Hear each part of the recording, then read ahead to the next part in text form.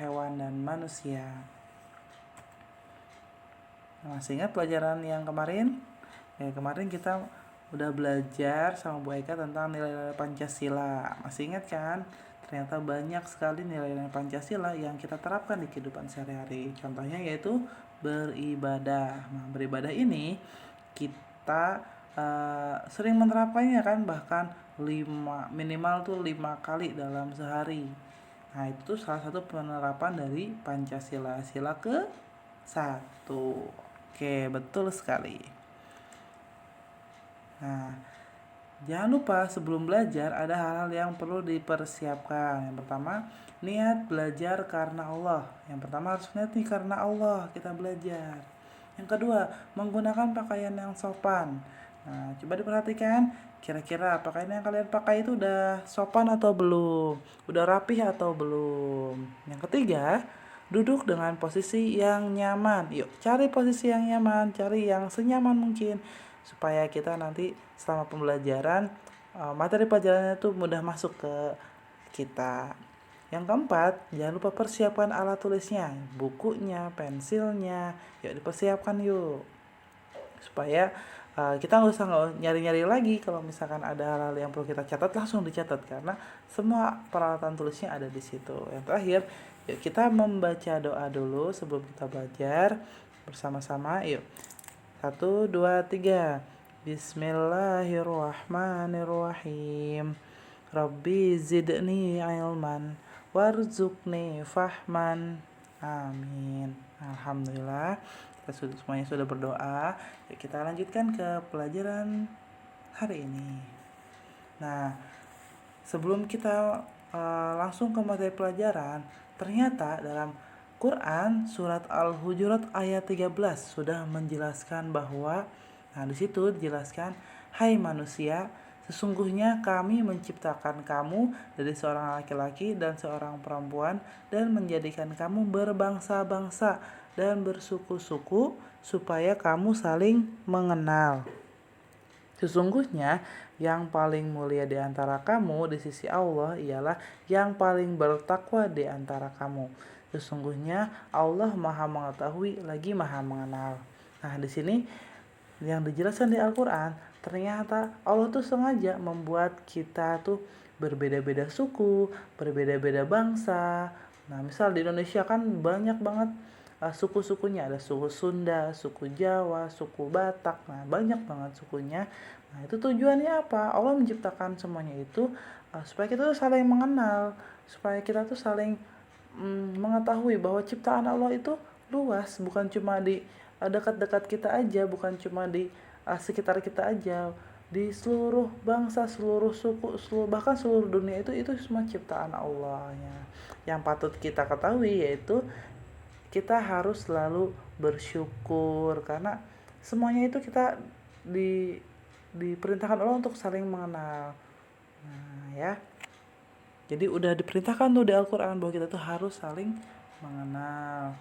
Nah, jangan sampai kalian sama tetangga aja kalian nggak kenal. Nah, nggak boleh kayak gitu ya. Jadi harus saling mengenal. Oke, kita lanjutkan. Nah, di sini kita akan belajar tentang manfaat letak geografis, terutamanya Indonesia. Nah, kalian juga bisa sekalian dicek bukunya. Di buku itu udah dijelaskan, ada di buku. Makanya yuk sambil dibuka bukunya. Di situ ada tentang letak geografis Indonesia. Oke, bisa dibuka buku halaman 90. Di situ ada. Ya, boleh sambil dibuka bukunya. Nah, apa sih letak geografis itu? Nah, kita kan tahu bahwa Indonesia merupakan bangsa yang dikaruniai Allah dengan sumber daya alam yang sangat besar, yang sangat beragam dan sangat berlimpah. Mulai dari keragaman potensi alamnya sampai penduduknya, semuanya itu beragam, banyak macamnya. Nah, dari banyak macamnya itu, apa sudah kamu manfaatkan dengan baik semuanya? Udah dimanfaatkan belum dengan baik? Oke. Kalau sudah, alhamdulillah. Kalau belum, yuk kita perbaiki, kita manfaatkan semua yang Allah berikan ini dengan baik, dengan sebaik mungkin. Nah, di sini kita bisa lihat bahwa batas negara kesatuan Republik Indonesia. Nah, ternyata Indonesia itu punya batas wilayah. Jadi tidak semua di dunia itu punya Indonesia. Jadi ada batas-batasannya. Jadi Indonesia sampai mana, dari mana ke mana, terus dari baratnya mana. Nah, kita di sini kita akan pelajari ya. Nah, di sebelah utara di sini Indonesia itu berbatasan dengan, nah di sini ada Malaysia, ada Singapura, nah di atas sini terus ada Filipina, ada Laut Cina Selatan. Nah, di sini ya di bagian utara ini. Terus di bagian selatan. Nah, di selatan di sini itu kita dibatasi ada negara Timor Leste. Terus juga ada Australia dan ada samudra.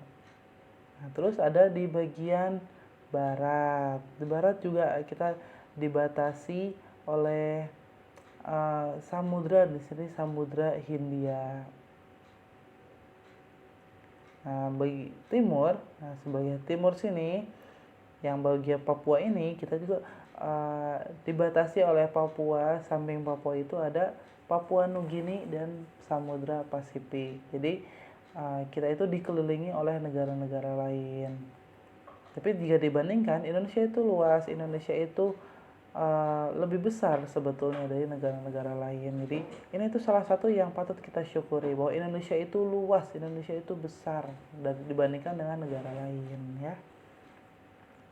Selanjutnya, nah karakteristik Indonesia. Nah Indonesia ini tuh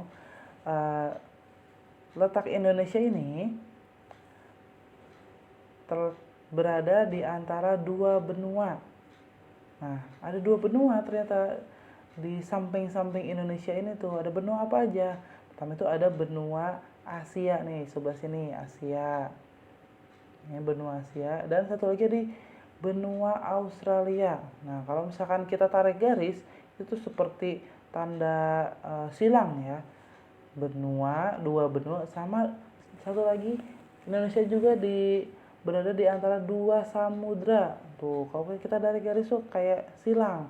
Ada dua benua, benua Asia, benua Australia, dan dua samudra, Samudra Pasifik dan Samudra Hindia. Nah, jadi luar biasa Indonesia. Jadi samudranya ada dua, Indonesia itu terletaknya itu benua ada dua, samudra ada dua. Masya Allah kan? Oke. Yang selanjutnya terdiri banyak pulau, suku, budaya, dan bangsa. Nah, kalau misalkan kita hitung, pulau-pulau di Indonesia itu bahkan mencapai ribuan, saking banyaknya pulau di Indonesia. Nah, itu juga salah satu hal yang wajib kita syukuri. Banyak suku, ada suku di Pulau Jawa aja, sukunya banyak. Ada suku Sunda, suku Jawa, suku banyak pokoknya. Itu baru di satu pulau. Belum kalau misalkan kita di tiap-tiap pulau biasanya terdapat banyak sekali suku. Budaya juga berbeda-beda. Misal seperti kalau budaya di Islam biasanya kalau misalkan orang meninggal itu dikubur biasa. Kalau misalkan kita lihat di Bali sana, jika ada orang yang meninggal itu ada yang dibakar, beda-beda. Jadi itu salah satu perbedaan budaya di Indonesia. Terus bangsa. Selanjutnya lautnya itu begitu luas. Nah, bisa dilihat laut Indonesia itu karena banyaknya pulau-pulau, jadi pasti ada juga lautnya gitu. Nah, karena banyak lautnya ini, luasnya laut kita di Indonesia ini, nah, jadi terdapat adanya ikan, kerang laut, bahan tambang, sampai minyak bumi juga ada di Indonesia. Nah, karena Indonesia ini itu dibatasi berada di antara dua benua dan dua samudra. Nah, Indonesia ini juga dilalui jalur perdagangan. Jadi perdagangan itu biasanya lewat Indonesia. Dan adanya pembagian 3 waktu. Kita tahu bahwa Indonesia itu memiliki 3 waktu. Waktu apa aja? Waktu Indonesia bagian barat, waktu Indonesia bagian tengah, dan waktu Indonesia bagian timur. Nah, 3 waktu ini selangnya 1 jam 1 jam. Jadi kalau misalkan di daerah Papua sama daerah Jawa pasti beda selisih waktunya. Nah, terus Indonesia juga terdapat keragaman flora dan fauna. Jadi beragamnya flora fauna Indonesia itu luar biasa sekali. Jadi tiap-tiap tempat, tiap-tiap wilayah biasanya mempunyai jenis tumbuhan atau jenis hewan tertentu. Nggak semua pulau, nggak semua provinsi itu punya hewan atau tumbuhan tersebut. Dan Indonesia mempunyai keragaman jenis tanah. Tanah itu juga beragam di Indonesia. Itu juga salah satu ciri khas Indonesia yang harus kita syukuri, yang harus kita syukuri pokoknya ya. Nah, tadi kan sudah dijelaskan bahwa Indonesia tersebar flora tumbuhan-tumbuhan di Indonesia. Nah, bisa kita lihat. Nah, Indonesia itu tiap daerah itu mempunyai jenis tumbuhannya yang berbeda gitu. Jadi seperti di Sumatera ada meranti, pinus, merkusi, beringin, damar, rafflesia, bunga bangkai, anggrek. Nah, itu di Sumatera. Jawa beda lagi, ada rasa mala, cemara, akasia, pinus, bambu jati, kayu, kina, asam. Di Nusa Tenggara ada lagi akasia, cendana, kayu putih, kemiri, tal, gebang. Tuh, jadi Bali juga beda lagi, ada pala, kayu, cempaka, cemara. Kalimantan ada kayu kamper, rotan, bambu, samin. Sulawesi ada pinus, rotan, jati, anggrek putih, damar. Maluku kayu putih, sagu, anggrek. Dan Papua juga ada bakau, sagu, beach, berbagai anggrek. Jadi ini hanya salah satu dari daerah-daerah di Indonesia, tapi jika kita telusuri semua daerah mungkin lebih banyak lagi. Nah, ini pun yang harus kita lestarikan, yang harus kita syukuri. Kalau tadi flora, sekarang fauna, hewan-hewan Indonesia juga tersebar di berbagai daerah. Jadi kalau misalkan kita lihat petanya, nah di Kalimantan itu ada orangutan. Kalau misalkan di Jawa, Pulau Jawa itu ada badak, kalimau Jawa, banteng. Bahkan juga yang paling unik itu ada di Komodo di Indonesia, ada belum tentu di daerah lain, bahkan di negara lain punya itu hewan, mungkin hanya Indonesia. Jadi ini tuh yang benar-benar harus kita lestarikan hewan-hewan Indonesia. Jangan sampai Indonesia itu hewan-hewannya udah langka punah gara-gara tidak kita rawat, gak kita jaga, gak kita lestarikan. Nah, yuk kita rawat, kita jaga flora fauna kita, jangan sampai dirampas, apalagi dirampas sama negara lain ya. Nah, ternyata letak geografis tadi, karena kita itu dibatasi oleh berada di dua benua, dua samudra, jadi ada pengaruhnya ke kita gitu. Nah, salah satunya ada keuntungan yang di letak geografis Indonesia di bidang ekonomi, ada untungnya. Nah, karena untungnya apa? Bisa menambah devisa negara sebagai pusat perekonomian antara dua benua, dua samudra, ada pusat perekonomian di kita. Terus perkembangan pariwisata Indonesia menjadi lebih pesat. Dan contohnya apa? Bali udah terkenal di luar negeri sana. Nah, terus juga sebagai jalur perdagangan internasional lewat Indonesia itu sebagai destinasi pariwisata utama. Jadi sekarang tuh sudah mulai banyak daerah-daerah di Indonesia yang terkenal di luar negeri. Itu juga yang harus kita syukuri. Alhamdulillah ya. Nah, selain di bidang ekonomi ada juga di bidang komunikasi. Nah, di bidang komunikasi juga ternyata ada pengaruh besar. Apa itu? Nah, Indonesia menjadi kaya akan bahasa. Nah, kita tahu bahwa Indonesia banyak sekali pulau-pulau, daerah-daerah, dan setiap daerah biasanya mempunyai bahasanya masing-masing. Pulau satu dengan pulau yang lainnya mungkinan bahasanya juga beda. Nah, karena letak geografis Indonesia Indonesia ini, jadi ada pengaruhnya juga bagi bahasa kita. Jadi kita bertambah lagi bahasa kita. Bahasa apa? Nah, Indonesia bisa menguasai bahasa asing secara tidak langsung. Nah, mau tidak mau dengan banyaknya turis main ke kita, banyaknya ditutup dengan zaman, kita juga harus bisa menguasai bahasa asing. Dan selain itu masyarakat ditutup dapat berbahasa Inggris karena merupakan jalur lintas internasional. Nah, kita juga dituntut karena banyaknya warga asing, dan sebagai jalur lintas internasional kita juga dituntut untuk bisa berbahasa Inggris. Makanya di pelajaran-pelajaran ada yang namanya pelajaran bahasa Inggris. Itu bertujuan untuk supaya kita bisa berbahasa Inggris gitu. Jangan sampai kita ditipu sama orang Inggris gitu. Makanya salah satu tujuan kita dapat berbahasa asing itu supaya kita kasarnya kita tidak dibodoh-bodohi gitu oleh mereka. Tapi selain itu juga supaya kita juga bisa lebih berkomunikasi lagi dengan lingkungan luar, dengan negara lain gitu. Kalau misalkan kita tidak bisa berbahasa seperti mereka, nah kita bersosialisasi juga tidak maksimal ya. Nah, saya tadi di bidang ekonomi, di bidang komunikasi, nah ada juga di bidang transportasi dan sosial budaya. Emang ada hubungannya dengan transportasi? Tentu. Nah, dengan letak geografis kita menjadikan percepatan infrastruktur di daerah-daerah Indonesia. Jadi sekarang tuh banyak banget infrastruktur yang baru, jadi seperti jalan, seperti banyaknya jalan-jalan yang perbarui ya, seperti itu karena tuntutan. Terus peningkatan transportasi untuk tujuan wisata. Nah, sekarang juga ramai diluncurkan transportasi yang dikhususkan untuk wisata gitu. Terus peningkatan transportasi laut secara maksimal. Nah, laut juga sekarang dimanfaatkan secara maksimal, bukan cuma untuk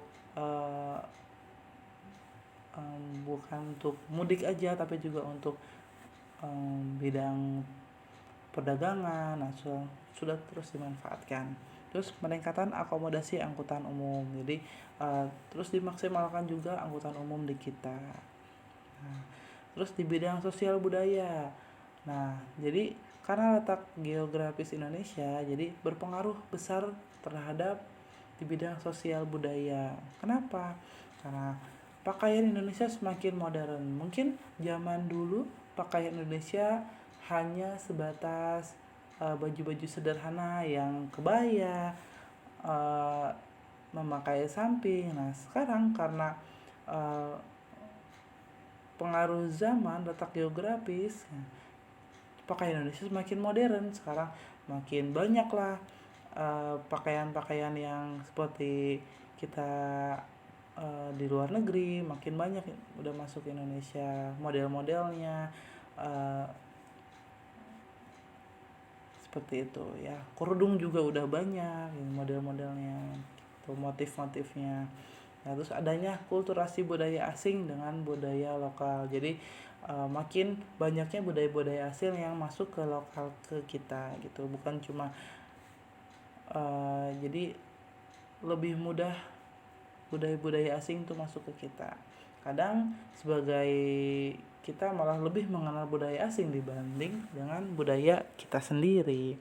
Terus mempunyai keanekaragaman budaya dari letak geografis itu. Jadi setiap daerah biasanya mempunyai budayanya masing-masing, budayanya yang berbeda dengan daerah yang lain. Nah, itu suatu kekayaan di kita, dan dengan itu dengan mudah menyebar budaya di Indonesia. Menyebar. Nah, karena itu juga sekarang ini kita bisa tahu budaya di luar pulau kita, di budaya Sumatera itu seperti apa, di budaya Aceh itu seperti apa. Jadi karena letak geografis itu kita sekarang bisa tahu budaya-budaya yang sebelumnya kita tidak tahu, sekarang menjadi tahu. Nah, selain tadi pengaruh keuntungannya buat kita, nah, sekarang ada kerugian. Ternyata letak geografis tadi mempunyai kerugian bagi kita gitu. Kerugiannya apa aja? Seperti di bidang ekonomi. Nah, adanya pasar gelap yang masuk ke Indonesia. Jadi dengan adanya perdagangan jalur internasional, jadi adanya pasti ada yang namanya pasar-pasar gelap yang penyelundupan barang gitu yang masuk ke Indonesia yang sengaja gitu. Itu kerugiannya seperti itu. Terus eksploitasi secara besar-besaran dan persaingan global. Jadi persaingan semakin ketat. Biasanya kita bersaing hanya produk Indonesia saja. Nah, sekarang persaingan kita tuh bukan cuma produk Indonesia, tapi juga produk ke luar negeri sana. Terus di bidang komunikasi kita juga mempunyai kerugian ternyata. Jadi menguasai bahasa asing dapat mengakibatkan budaya lokal terus berkurang dan tidak menjadi prioritas lagi. Jadi sekarang lebih banyak anak-anak yang lebih membanggakan bahwa menggunakan bahasa asing dibandingkan bahasanya sendiri, bahasa lokalnya sendiri, bahasa daerahnya sendiri. Nah, di situ mengakibatkan sekarang budaya-budaya bahasa-bahasa orang tua itu lambat laun semakin ditinggalkan oleh kita. Ayo mulai sekarang jangan sampai tinggalkan bahasa, karena kalau bukan kalian yang melestarikan, siapa lagi? Kalau misalkan bukan kalian yang terus menjaga bahasa, siapa lagi? Karena kalau misalkan bukan kalian, lambat laun nanti bahasa itu akan hilang, ya. Dan sulitnya menggunakan bahasa Inggris, itu kerugian kita juga. Sulit untuk menggunakan bahasa Inggris. Nah, selain di bidang ekonomi komunikasi, ada juga kerugian di bidang transportasi. Nah, di bidang transportasi juga kita memiliki kerugian. Apa kerugiannya? Nah, tersingkirnya transportasi tradisional. Nah, makin sini karena banyaknya mobil dari luar negeri, dari negara-negara lain yang canggih. Nah, menjadikan transportasi daerah kita seperti delman, seperti menggunakan kerbau, kuda itu semakin ditinggalkan oleh kita. Itu kerugiannya. Jadi yang biasanya zaman dulu kita menggunakan kuda kemana-mana, sekarang kuda tuh sudah mulai ditinggalkan. Nah, itu udah mulai jarang kan sekarang, mana coba yang menggunakan kuda, jarang sekali kan. Ya, terus semakin padatnya lalu kita karena jumlah imigran, karena banyaknya orang manusia dari mana-mana, jadi lalu lintas semakin padat, macet di mana-mana, ya, termasuk di Karawang. Nah, semakin bersifat konsumtif terhadap kendaraan dari luar negeri. Kita menjadi orang yang konsumtif gitu, selalu pengen memiliki barang-barang yang dari luar negeri, terutama kendaraan gitu. Sekarang makin banyaknya kendaraan dari luar negeri. Nah, sedangkan harusnya sebagai Indonesia kita juga membeli produk dalam negeri, ya. Nah, itulah kerugiannya. Terus selain dibilang transportasi, ada juga di bidang budaya sosial budaya juga mempunyai kerugian kita. Banyaknya budaya asing yang masuk membuat budaya lokal dapat terancam punah tuh. Jadi gara-gara banyaknya budaya lokal, seperti kita lebih menyukai kebiasaan-kebiasaan orang lain, kita menyukai budaya orang lain, budaya kita sendiri itu menjadi punah, menjadi tersingkirkan, menjadi terlupakan. Nah, itu yang membuat budaya-budaya kita itu menghilang lambat laun. Karena apa? Karena kitanya lebih mencintai produk asing, mencintai budaya asing, kebiasaan orang asing dibandingkan dengan budaya kita yang kebiasaan kita gitu. Terus maraknya perilaku dari turis asing yang membawa pengaruh negatif bagi masyarakat Indonesia. Jadi Indonesia yang terkenal dengan sopan, dengan ramah, bisa berubah karena ada perilaku dari warga asing gitu. Jadi yuk kita terus lestarikan budaya kita, budaya yang selalu ramah, kegiatan-kegiatan positif. Jangan selalu melihat mengagungkan orang lain gitu. Jadi karena yuk kita ambil sesuatu positifnya, yang negatif kita jauhkan ya. Terus maraknya perilaku yang tidak sesuai dengan adat istiadat Indonesia dan norma Indonesia karena pengaruh global. Jadi karena letak geografis ini makin banyaknya perilaku yang tidak sesuai dengan adat, yang seharusnya tidak dilakukan di Indonesia banyak dilakukan, yang seharusnya tidak pantas dilakukan di Indonesia itu dilakukan. Nah itu salah satu dampak negatif dari letak geografis ini. Mudah-mudahan dengan kita belajar ini kita bisa tahu seperti apa yang harus kita lakukan sebagai warga Indonesia agar bisa selalu menjadikan yang terbaik dan jangan sampai merugikan diri kita, orang lain, bahkan merugikan budaya bangsa Indonesia ya. Oke, sudah cukup untuk pelajaran hari ini. Kita kesimpulannya, jadi Indonesia itu dibatasi oleh wilayah-wilayah dari negara-negara lain, dari utara, selatan, barat, timur. Kita dibatasi oleh negara lain. Terus letak Indonesia itu berada di 2 benua, yaitu benua Australia dan benua Asia, 2 samudra, terdiri dari banyak. Nah, Indonesia itu terdiri dari banyak pulau, suku, budaya, bangsa. Lautnya juga begitu luas. Nah, dilalui jalur perdagangan. Adanya 3 tipe waktu Indonesia bagian barat, timur, dan tengah. Jadi keberagaman flora dan fauna. Nah, dari letak geografis tersebut maka berpengaruh dari berbagai bidang seperti bidang ekonomi, sosial budaya, komunikasi, dan transportasi. Selain pengaruh positif juga berpengaruh negatif. Oke, sepertinya cukup untuk pelajaran hari ini. Kita baca doa dulu yuk. Baca hamdalah dan doa penutup majelis. Alhamdulillahirabbil alamin. Subhanaka Allahumma wa bihamdika asyhadu an la ilaha illa anta astaghfiruka wa atubu ilaik. Oke, cukup untuk pelajaran hari ini.